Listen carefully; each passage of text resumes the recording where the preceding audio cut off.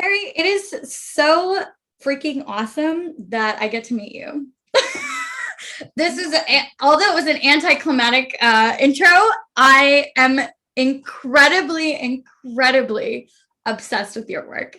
I don't think you understand how you do, because you've had enough people that you've influenced and helped and served over this lifetime. And like, nobody, obviously you're not paying me to say this, like this book, I have told so many people, they have all started listening to the show. Literally, I texted my friend yesterday being like, this particular episode, this particular cut of this episode, this is your boyfriend problem that you were calling me about last week that you need to fix. Just listen to Terri. She's going to help you. Don't call me again.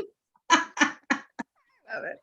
Oh, thanks. I really do appreciate that, because this book is my baby. So Yes. I love to know that it's making the impact that I prayed and waited 25 years to make.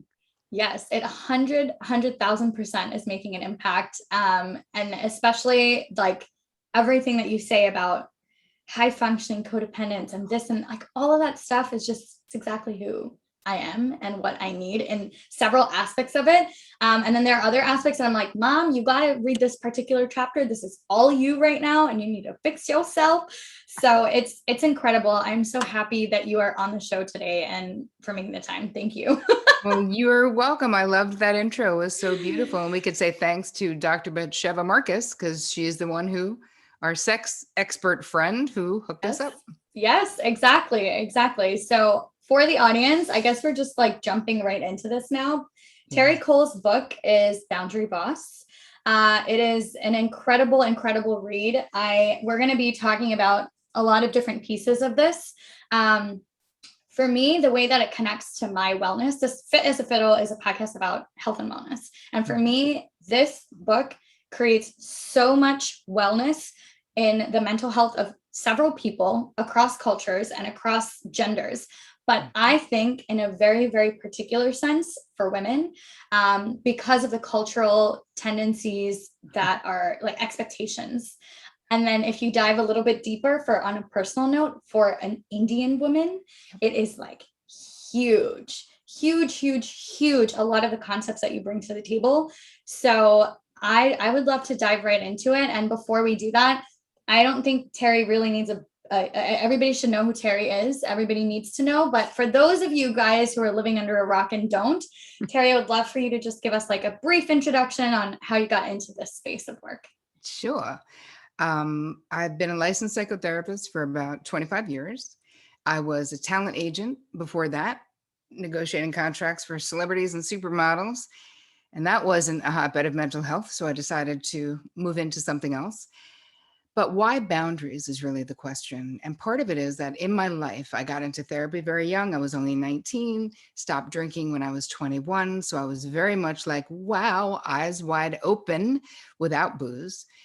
And that got me on this journey of being in therapy, really got me on this self-help journey, which the net of that for me was that it didn't matter what quote unquote hand I was dealt in life, good, bad, indifferent.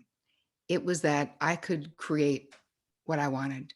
And that if I didn't like the hand, I didn't need to just get a new hand. I could get a new deck. I could create a new game, which is what I did. I was like, I'm just going to do what I want to do in this life. And even if no one has done it before me, but that's what therapy provided for me, was this expansion.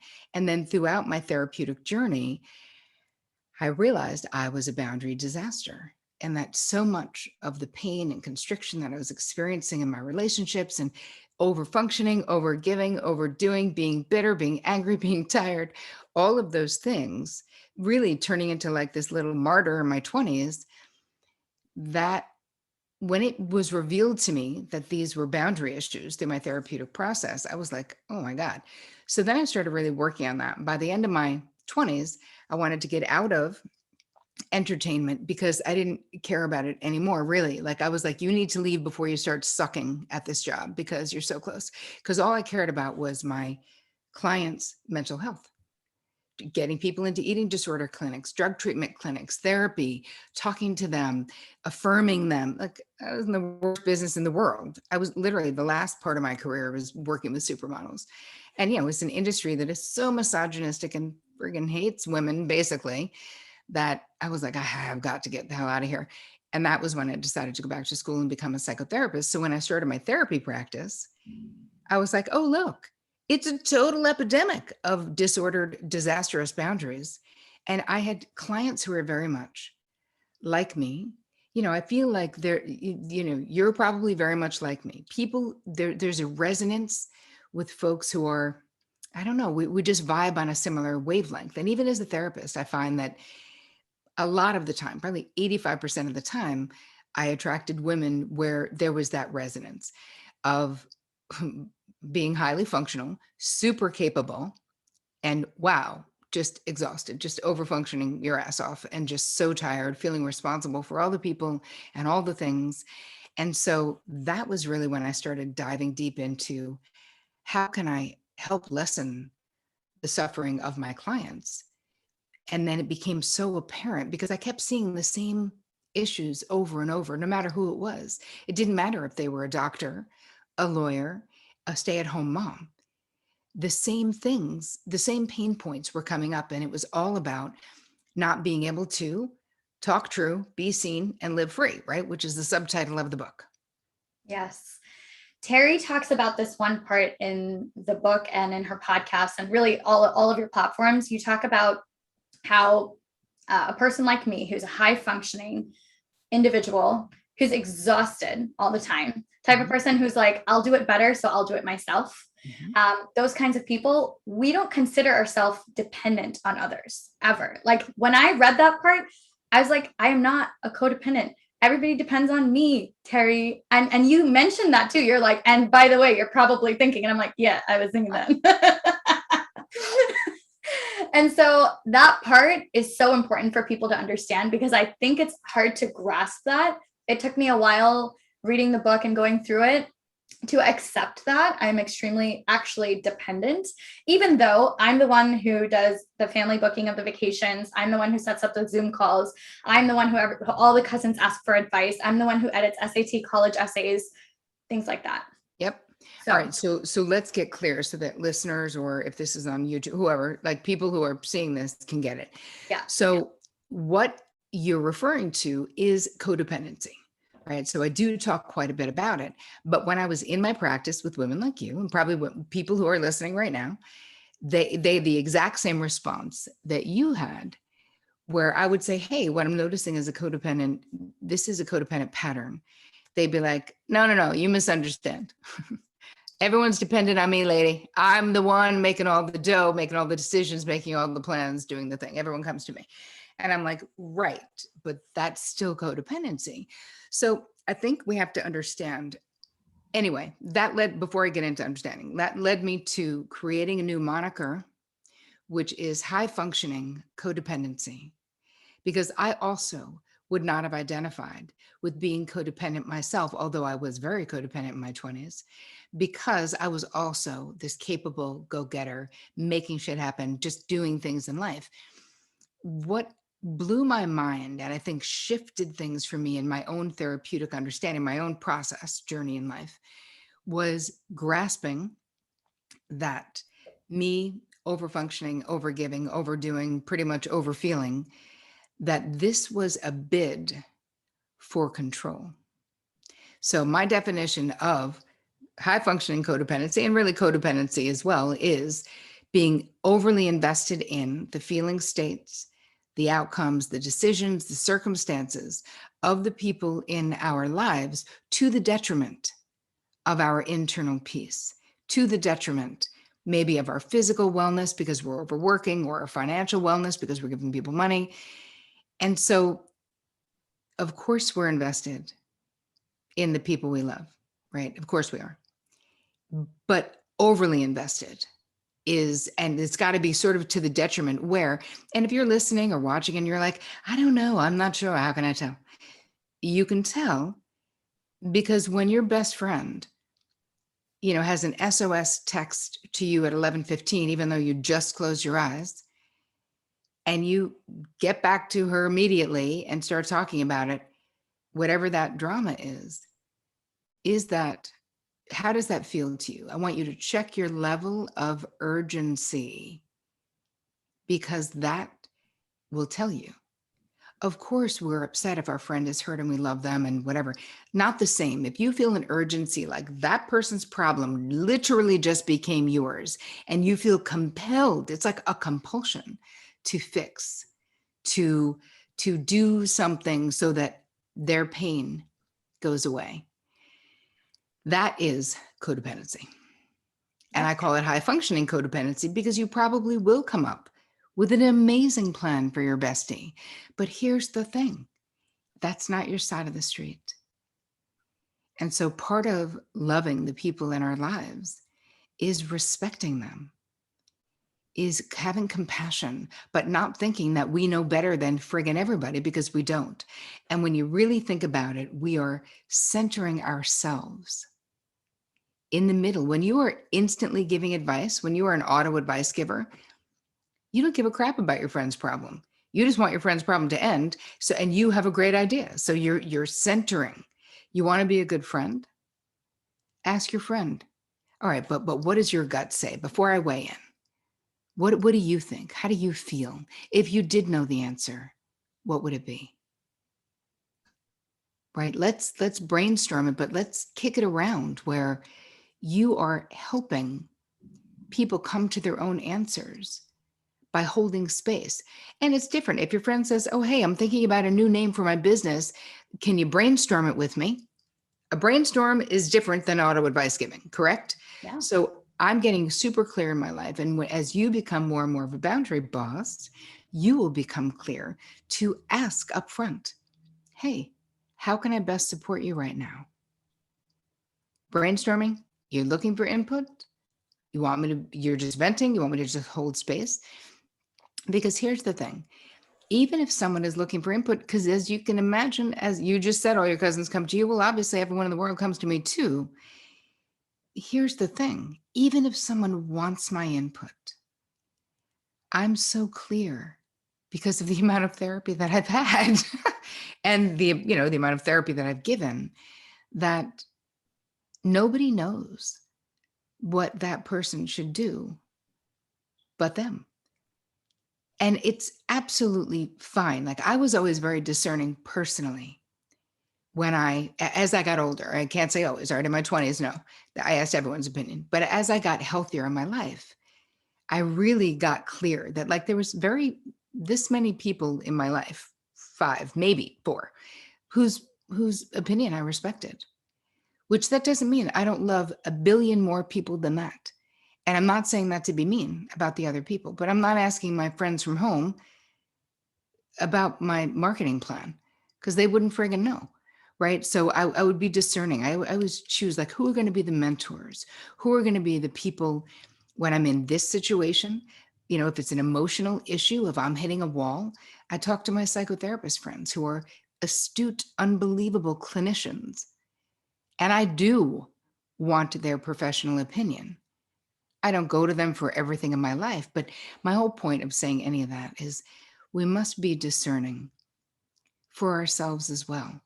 Because if you're a people pleaser, if you've fallen into this category, if you're worried about the approval of others, and can we just start with talking about why no one knows what a friggin' boundary is? Yeah. We don't know because no one taught us. That's it. Raised as women, especially many cultures like the Indian culture, like Latin culture. I mean, there's so many cultures where we are raised and praised to be self-abandoning codependents. Yep. Praised. Can I tell you a story? Please. I'm not even joking that this happened, Terri. So I binged your book, right, in like a week from when I heard it on Marie Forleo's podcast. I bought the book, I binged it in a week, and it was like so behind on my patient's notes. And I'm like, I don't care. I'm still a little bit behind. I don't care. I went to go visit my parents the week after.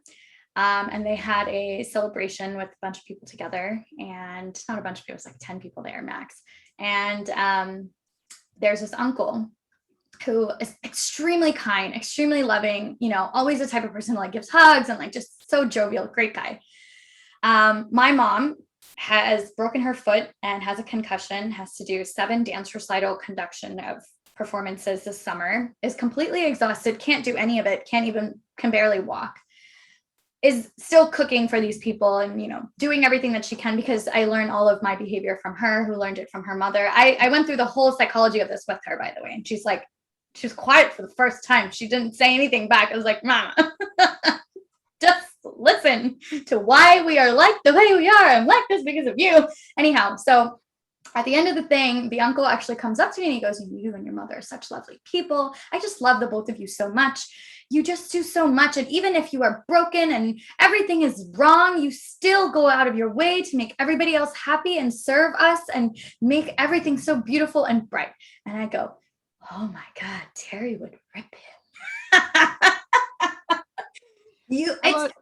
And that's what I told my mother. I was like, these people in our lives and in our worlds have created the martyr syndrome, like you talk about so much in your work. It's this, we are better people. We have self-worth. We are finally seen in society and people recognize us and value us in a room because we do that, because we take the shirt off our back and give it to other people. Because even at our absolute lowest, when we cannot function, we overfunction. And by doing that, it is this great thing. And when we die, there will be millions of people at our funeral and people will come and help our families from generation to generation. Why do we do that to ourselves? Like, Mom, you can't move. Stop. Stop Right. it. Right. And hi, cute uncle, even though you're super nice, I have an idea. You see that Mom's foot is broken and she has a concussion. Maybe get off your ass and get your own friggin' food.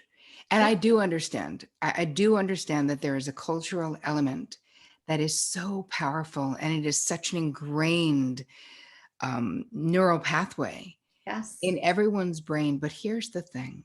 What you're doing is amazing. You are sharing this with your mother because you really love her and you don't want her to continue abandoning herself. You know why?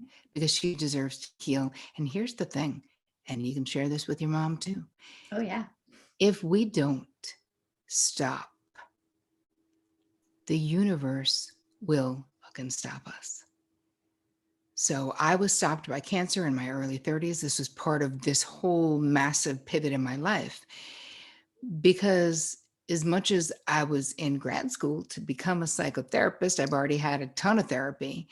The amount of over functioning just in life that I was doing was, ridiculous. Yes. And as much as I said I was going to slow down, I had different friends confront me. I had different people being like, dude, you cannot keep up this pace. And I was like, watch me. Like, we'll see about that. And then when I got sick, it was like there was no way to not stop. And it was like, and I was young, it was in my early 30s. So I was like, oh my God, if this thing, and it was thyroid, 2 different kinds of thyroid cancer. It was like a really weird thing. I had the same surgery twice in less than 6 months. It was like a whole friggin' thing, same radiation twice. But and I didn't know anything not much about cancer, So that diagnosis is like someone just smacking you in the face and being like, hello, are you living your best life? Are you even enjoying it? Are you even here? And the answer was no, and definitely no. And that shifted things for me. That got me on the path of a different kind of healing, dedicated meditation practice, working with Deepak Chopra and David G and David Simon and lots of other people. Like, my life trajectory changed. And so I'm grateful. I wouldn't uncancer myself or because I'm here and I'm fine. Yeah. But you don't have to, you listening to this, all of you beautiful humans, it doesn't have to be you. You don't have to wait until you have a concussion or you have some diagnosis that's so scary, or you're using, numbing things in your life to get by. Because there's another thing. It's like, that's hard.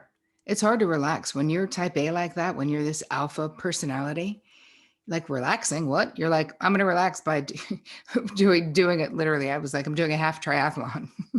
Vic's like, how is that relaxing? I'm like, I don't know. To me, it kind of is, Yes. but there's got to be something that's not that.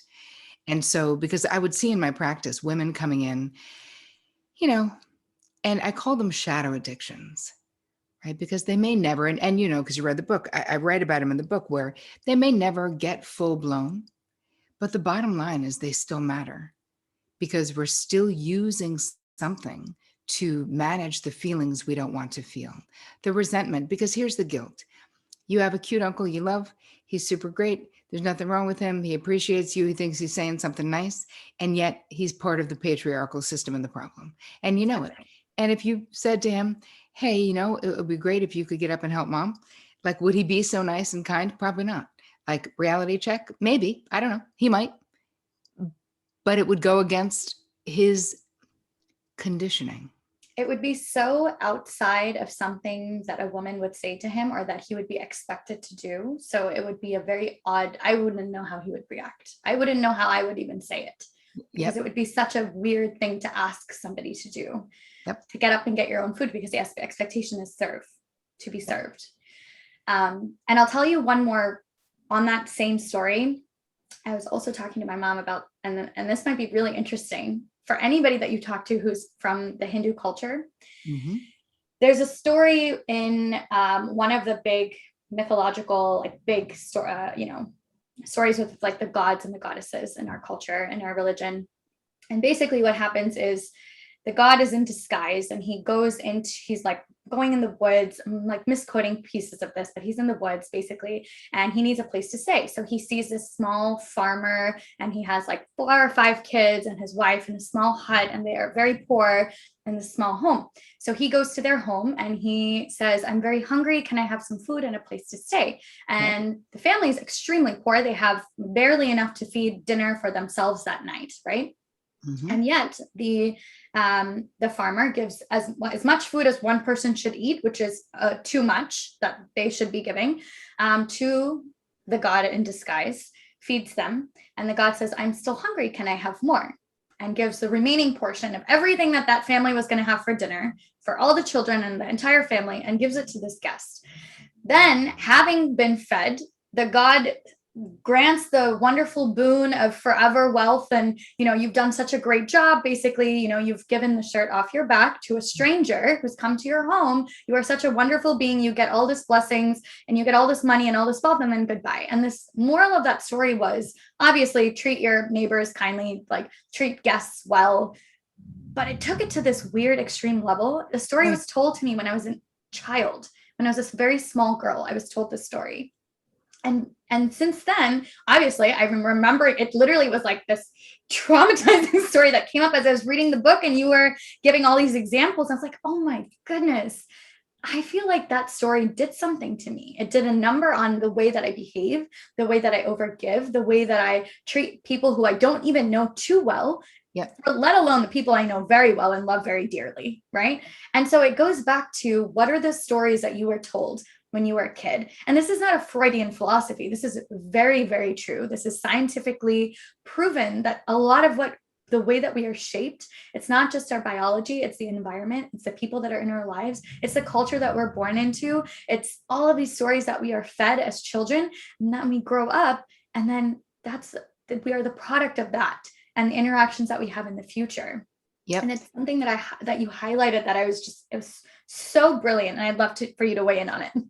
No, that's such a great example. I mean, in the book, I basically call that collection of stuff your downloaded boundary blueprint, right? So it's so important to understand why you personally, me personally, people listening personally, why do we relate the way we do? And it's not about blaming our parents or blaming our culture or blaming a story. It's about understanding ourselves. What are the things that have shaped who I've become and how I relate to boundaries?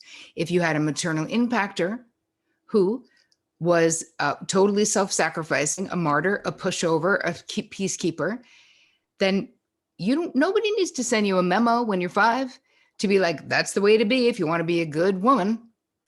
We just know it. We just go, oh, that is aspirational. That is what I should be. And this is how kids learn. Also, how much of the time in childhood did we hear, be a good girl, turn that frown around?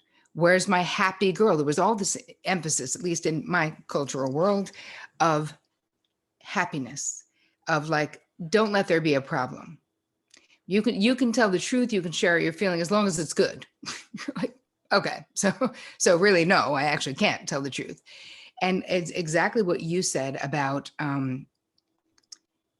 how it's looked at, someone who would give anyone the shirt off their back, right?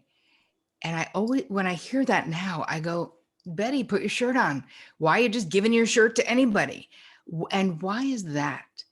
Like, and also women being nice, be a nice girl, right? So these were like these highest aspirations, but they're not. They're for the pleasure and the comfort of others. And I'm plenty nice, and I'm a boundary boss. Like, I don't need to please all the people out there in the world. I need to please myself first. And what happens when you're a people pleaser, it becomes very unpleasing to you, because the person getting screwed in all of that is you. And there's a way to make these shifts, because it can be threatening. It feels overwhelming. You know, you're from a culture, you know, it's scary. You read it, you go, oh my God, I see myself there. How now do I make the changes? One baby step at a time. And the awareness of, and if anyone listening is like, well, I don't know, how do I know where I need boundaries? Well, you do know. Make a list, do a resentment inventory right now. That's where you need boundaries. Who are you holding some stuff against? Who do you feel unseen by? Who do you feel feels entitled to your sunshine and your effort and your bandwidth and your emotional labor? Write it down, because your resentments usually, they tell us, they lead us to relationships that need for you to set some kind of a limit, or just be more honest. Just prioritize your own preferences and say it. Not thinking that it's about dominating the other person, thinking that it's about allowing the people in our lives to actually know us. Because you are all so worth being authentically known. And when we don't share our preferences, our desires, our limits, and our deal breakers with people, I promise you, they do not know us. And how can anyone authentically love us if we never allow them to authentically know us? And here's another thing I want to say. You're not that fragile. I'm not that fragile, but I felt like I was when I started on this boundary journey.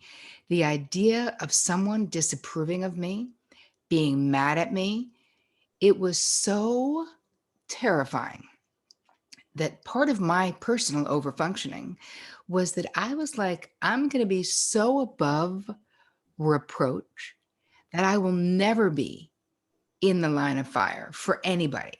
No one can ever say anything about me. I would never do anything that anyone can say I did something wrong. Why?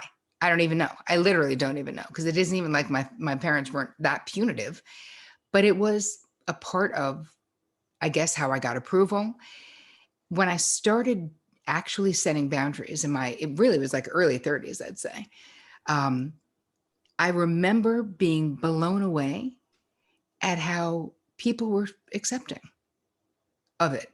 I was angry. I remember a specific story when I was actually still a talent agent, and I had sent this client who I always felt was entitled as hell and like kind of got on my nerves, maybe thought I was their secretary. It was, it was an acting client. And I sent them to a photographer, and this photographer was someone I really loved. They were a friend and a photographer, and they just acted terribly. And again, I shouldn't have been triangulating, but remember, I was a boundary disaster, just getting my boundary game on. So should have been none of my business. I should have made the referral and done nothing else. But it's okay to say, hey, and I did end up saying to this person, listen, I just heard from the photographer, and all I'm going to say to you is that if I refer you to anyone, I expect you to treat them with respect. The same respect that I treat you with, I expect you to treat anyone that I refer you to. How you treat other people, that's not my business. How you treat someone I referred you to, that is. So she's not going to do your pictures because you behave so badly. And I got to say, I'm really bummed out. And I thought, I'm probably going to get fired. Like, she was kind of a big client. And she was like, oh my God, I was having such a bad day. I'm so sorry. I was like, well, hey, you don't need to say you're sorry to me. You need to say you're sorry to her. So I would love it if you would take responsibility for that and do it. And she was like, okay, I will. I'm so sorry. She was crying. I was like, no one ever calls this chick out because she's loaded and famous. That's why. But anyway, that Yeah. day I did. And I felt like Superwoman. When that was done, I was like, all the resentment and anger releases when you tell the truth. Yep. You don't have to carry it around. Why are we accumulating resentment? It becomes like an elephant on your back every friggin' day when you can say, hey, I did not appreciate that. Or I just said to Vic the other day, we were talking about something and he was like, I just didn't like the tone of voice he used. Now I wasn't being like a snowflake. It was like not nice. And we're generally incredibly nice to each other, as maybe we're annoying, but whatever. And I was like, hey, I gotta say, I do not like that tone of voice. It really kind of hurt my feelings. And he was like, I'm sorry, babe. I was just in a rush. I was like, okay, but it felt mean kind of. He was like, I'm sorry, honey. That's it. And I was like, all right, because I don't like mean, hurts my feelings. And he was like, all right, I got it. I said, I'm sorry. But saying it, because if not, even that moment, I would have held on to being like, why is he taking out his bad mood on me? That's not fair. Start ruminating. It like takes up all of this bandwidth when it doesn't have to. Anyway, wow. Longest way around the barn. Did I make any point in that whole thing? Yes, you made so many different points. And for everybody who's listening, also, the things that you have to say to people, and Terri kind of breaks down who are these like boundary destroyers, people who like basically infiltrate your life with their personal needs, wants, and preferences, and not allowing you to do your own and express your own desires, needs, preferences. For these people in various facets of like world, so like in the money world and in the relationship love world and in the parent child world and various different worlds, she gives you scripts.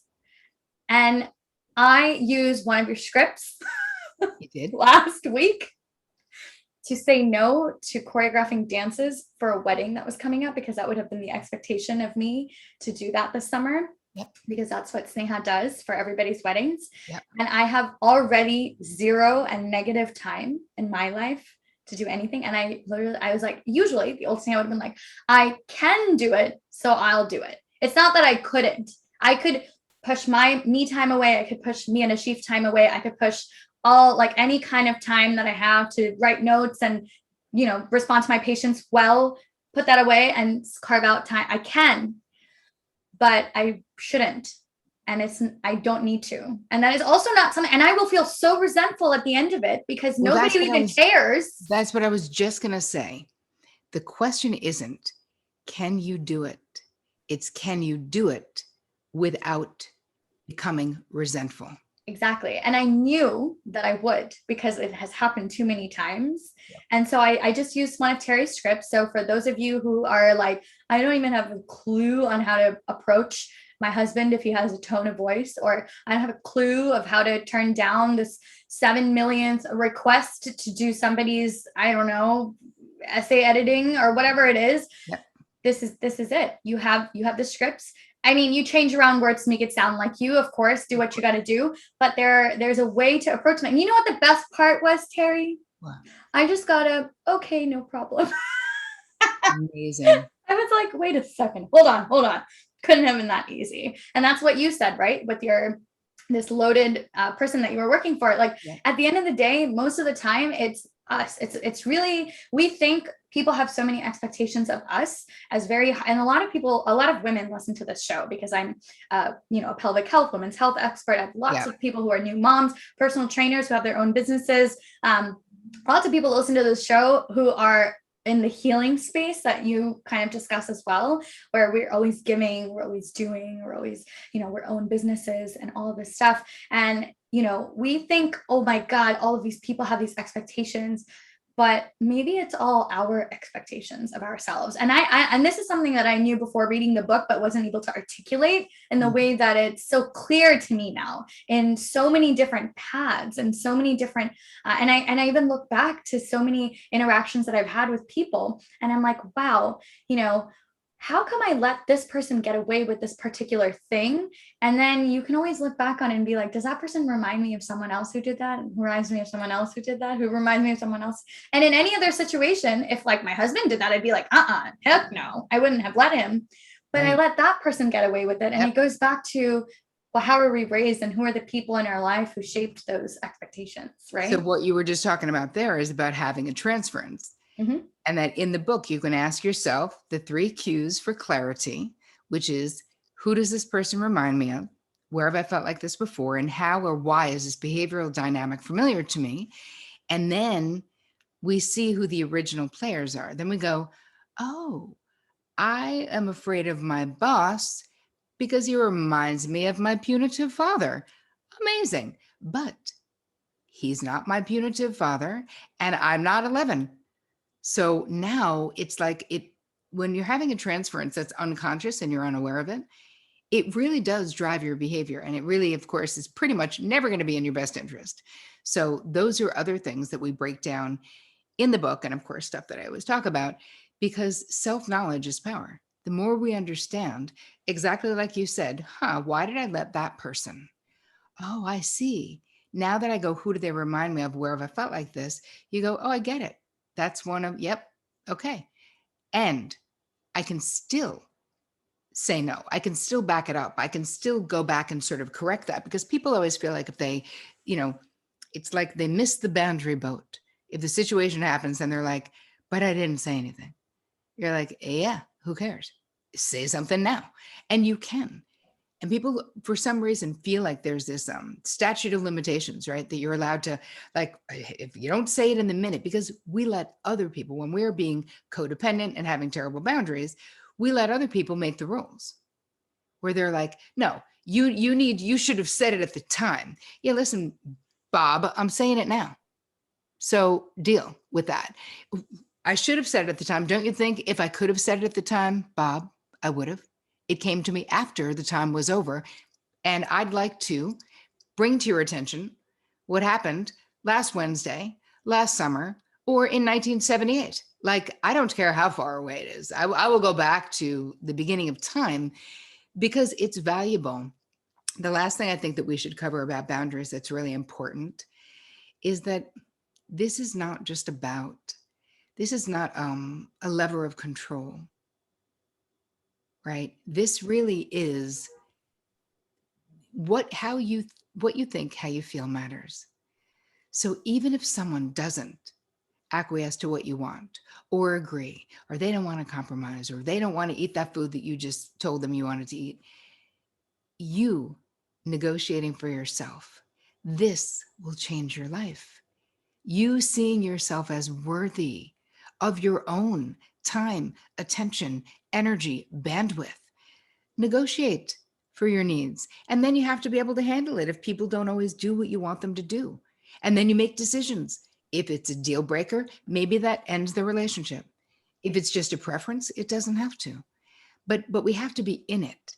And many of us were raised that like any kind of conflict, we should avoid it at all costs, no matter what the cost. And here's the thing, conflict is not a dirty word. Right? Saying no is not that's not a terrible thing. Having limits is not a terrible thing, as you just shared that beautiful story of saying no. And another thing about saying no is that you also don't need to write a dissertation on why. You can't make it. That's a good enough reason. How about I don't effing want to? That's a good enough reason for me. Just literally. Now, if a family member asked me to do something, I certainly would not say, I don't want to, even if it only was because I don't want to, because we have to live with family. I would not do it though, if I really didn't want to, unless it was very important to them or someone who was saying, hey, this is a favor for me. But I think there's something when you start closing down, because it's sort of like the yes shop for you is starting to close. And people are going to notice when we change the dance. And so all you have to think about, and this is how I walk you through it in the book, is next right action, next right action. You don't have to go further ahead because the whole first half of the book more is about you. I literally am teaching you how to know yourself in a real way, how to value yourself, love yourself, prioritize your feelings, and understanding that it doesn't make you selfish. It really doesn't. You know what is, there's nothing better for your family, your friends, your life than you happy. Have you ever had a martyr, friend, mother, grandmother, whomever? Do you know how not fun that is? Because, oh yeah, they do it all. But eventually they're throwing it in your face because there's only so much self-sacrificing any human being can do. And I just feel like it's a one-way ticket to bitter land. It really is. So the assumption is I'm doing it to be nice. The truth is it's not nice. It's dishonest. And you will end up resenting the crap out of the people you claim to be doing it for because you love them so much. It's not a healthy way of showing love. It's really not. It's a way to avoid conflict, though, for sure. I know. I agree. Terri, you are a blessing to this world, and particularly in my life, at this very particular time in my life as well. I encourage listeners, if any of this resonated with you, Boundary Boss, just get it. Yes, you're going to love it. Wait, I have a gift for you guys, though. Yes, tell us. I have a gift because I knew that your audience was going to be like my audience, where the whole codependency thing and how functioning codependency and how codependent am I and what is codependency. So I have a gift. You guys can find it at boundaryboss.me/fit. Get it? For fit is a fiddle. Yes. So boundaryboss.me/fit.